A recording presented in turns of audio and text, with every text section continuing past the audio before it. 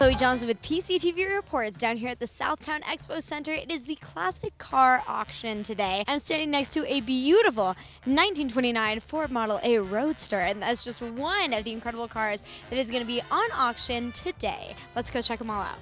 This is actually our third annual Salt Lake City Classic Car Auction. We do this once a year down here in Salt Lake. I have over 30 cars.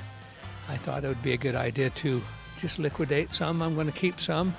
I tried to figure out which one was my favorite, and every one that I touch is my favorite. So everyone has a special meaning to me. I've always done cars since I was like 12 years old. I built my first car when I was 12. I made a list of the cars that I wanted, and the 10 cars that I wanted, 54 Corvette being the first one, and then 39 Ford and 55 Chevy, and it was on and on. I have every one of those plus, 20 more. Cars in American culture are a part of us. They're ingrained in our culture, in our society. They're fun. I mean, the cars are fun for people. So, sometimes when it comes time to sell them, it can be a little bit emotional. We've sold the cars that guys they went to high school prom with he and his wife, and we sold those cars. Cars that have just been in the family for years and years and years, and they're selling them for whatever case. So we've had to console, we've had to hug, we've had to let them know it's okay, and just help them through the process.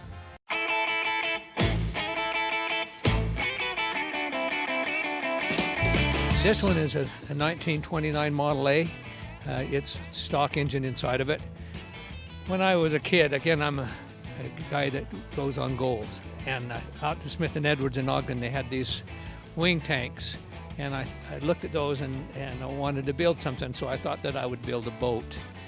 And my dad said I was too young to build a boat and it wouldn't work anyway, and so probably in 2000 I was going by Smith & Edwards and they was scrapping these, and so I stopped and bought one, and I turned it into a car.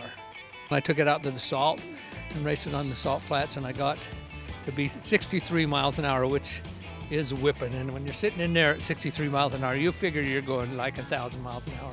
We call it the bomb, and it runs like a top, and it's street legal. And I drive it on the street, and people want to pull me over and take pictures, and it's been a fun car. We all connect up with something different within a car. Some people want to go fast.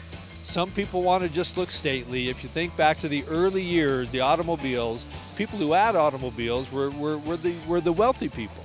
And we actually have some of the cars that some of the very wealthy people back in the 20s and 30s would have owned. We have some of those cars. But there are some who just, it's a need for speed. Some people just want to build the car and just enjoy driving it. Some people just want to use it as transportation from A to B, but that's not the cars that are in here. The cars that are in here, they're a labor of love. People have put so much time and effort and energy and money into getting them on the road, keeping them on the road. I've got one guy who's got about 3 vehicles here because he has another vehicle that he has in his sight. So as he said, I've got to thin the herd so that I can go get this 1940 Ford convertible that he's looking at. This one is a 1929 Model A Roadster, and it's one of the ones that was on my list. I have 7 Model A Roadsters. I just build them up and then see something next time that I can make a little bit better. Out of all my cars, this is probably the best runner. It's got a V6 in it, and it's got the big tires, and it's just easy to drive, and it's a good car to drive. When we got married, I was a car guy, and she knew that I like cars, and I've always done really well with them. I've made a lot of money on cars, but the ones I wanted to keep, I kept, and that's how I got 30. I'd fix them up, think, I don't want to sell this one, and I'd build another and sell it, and then so just over the years, I just got more and more. Finally, I was paying so much in storage that I could probably buy a car every month, so I took all the cars out and built my own storage units. I got 100 units, so right now I could get 60 more cars. This is a 1926 Model T. I found this on 21st and 21st Street up against the mountain in Ogden, and it was all rusty and beat up. And my grandfather had one when I was a kid, and he used it for his plumbing truck. And so I thought, well, I'll get it and restore it.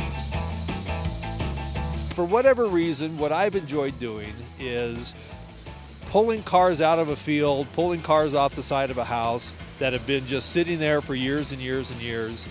And I enjoy bringing them back to life, as corny as that sounds, getting them started, getting them rolling on the road again. I fiddle with them, play with them for a little while, and then I let somebody take them up to the next level. Redo the paint, redo the interior. But I just hate cars, neat cars, sitting on the side of somebody's house, not running, not loved. We got to show them the love. I design them all myself, and then I have my painter just walked by, one of the painters, and I tell him what I want and go over and be in the booth with him, and we paint them together. And I painted a lot of them myself, but the new paint and the paint booths are so much nicer, and you can get such a better finish that they won't let me use their booth, but they'll let me be in there with them. And I have to, because I have to have it the way I want it. I've been working for this particular dealership for 6 months now, but I've just had a general interest in cars for many, many years.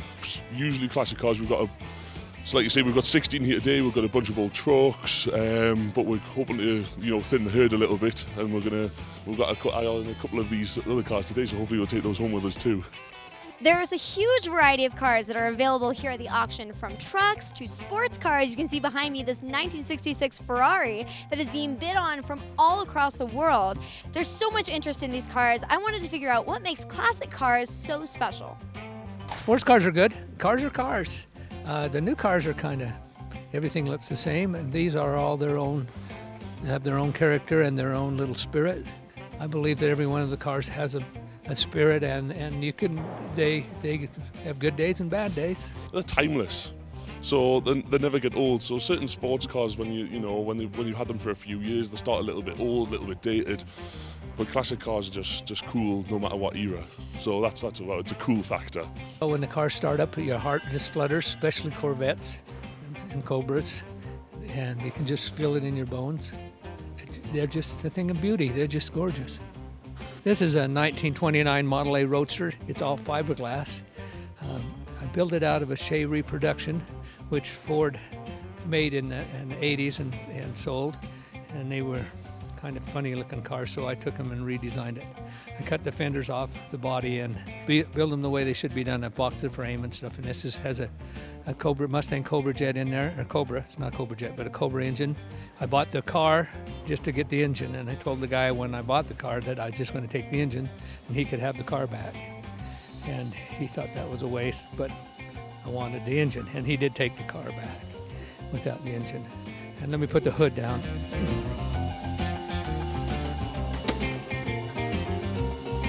All the cars will actually drive onto the auction stage, which they're setting it up right behind me here. They'll actually drive onto the auction stage, and we auction each car off individually. We'll have a great big TV screen up. We actually have bidders from across the world who are bidding on the cars. We have online bidding through a company called Proxy Bid. So in fact, one of the cars right here right now is already bid up to over $100,000, and the high bidder is in the Czech Republic. It's been hard this last month since to get the cars ready to go, trying to pick which ones to sell and which ones to keep. It's been really hard. I get them and drive them and think, I maybe shouldn't sell this one. So I put it away and get another one out, and I think the same thing about it. We had a bit of a trouble with the weather coming down yesterday.